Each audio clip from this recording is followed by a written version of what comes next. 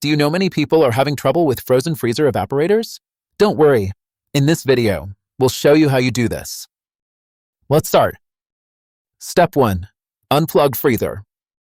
Unplug your freezer from the power source to ensure safety during defrosting. Step 2.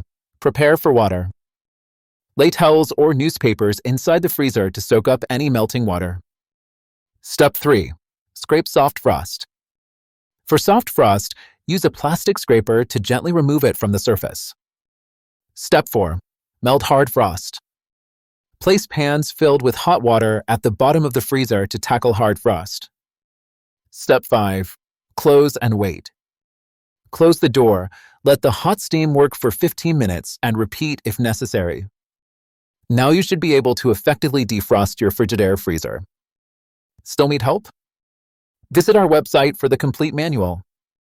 There you will also find questions and answers from other Frigidaire users.